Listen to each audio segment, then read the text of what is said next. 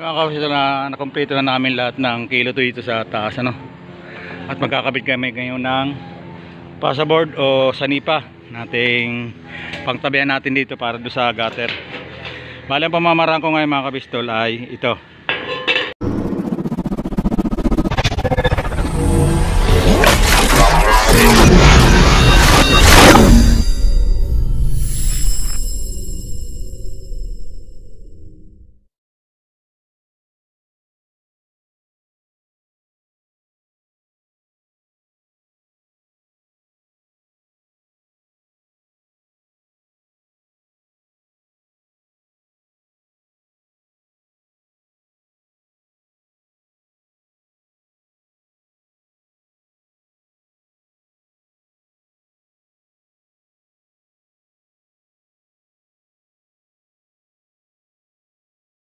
Amaraan ko siya, yan. Bali, ilagyan ko sa dyan ng gat-gat o ginarinder ko para yung ating sanipa ay nakasabi dyan, ganyan siya, para may gagalaw-galaw natin siya pag itinatama natin sa hulog.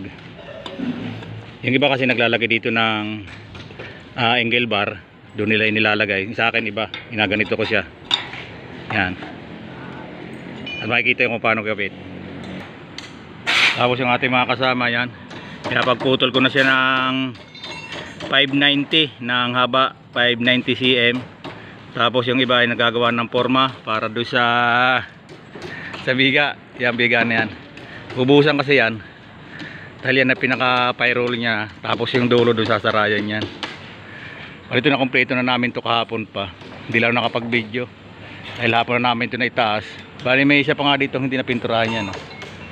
Mamaya na lang namin pipinturahan yung paglalagay namin ng mga ano dyan, zipper lens pataas, no? Yung mga kabiston na ikabitan namin, hindi ko lang na-videohan dahil walang takakuha tayo ng camera. Yan, bali ito dito lang yan nakasabit. Yung mga pansin nyo, ito sa ginawa kong ginarinder ko, lahat yan doon nakasabit yan, para pag naglagay tayo dito ng 9mm at itinama natin sa hulog siya, makakagalaw siya ng ganyan, no? Yan, bali kompleto na ito hanggang dulo na.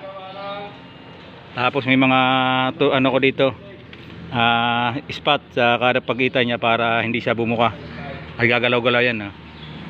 Yan ay ano, madalang panghinang yan, hindi pa naka-fluid totally lahat yan. Tinaking ko lang para may sabit ko lang siya. At yung bandang dulo doon ay medyo kilo ng kaunti, ating ihilahin yun, ano. Yan, kasi yan ang itsura niya sa baba. Bali, sinagad ko na siya dito sa pader. Yan. Kung titignan nyo dito, parang nasa hulog na siya, no?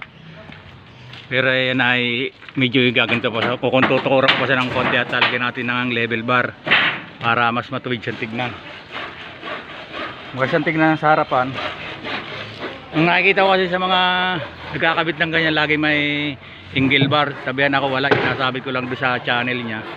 May 9 na piraso yung kilo, doon ko lahat sinabit siya. Tapos sinutukan ko yung mga dulo niya, dugtungan.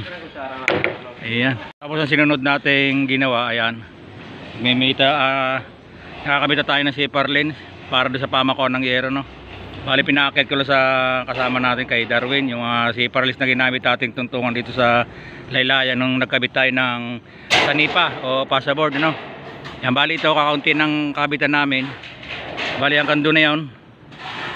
Yan, yan na lang, okay na yan. Mga ilang piraso na lang kakabit namin dyan. Tapos ang susunod dito ay bubong na. Pero ano pa yan, rewildingan pa namin yan ng angle bar dito sa pinakalikod ng zipper lens para lalo mas matibay yan at hindi siya aalog, para nakapik siya talagang magandang pagkakasandal niya. Yan, pinahihila ko lahat yung mga zipper lens na ginamit dito sa tungtungan para makapagkabit.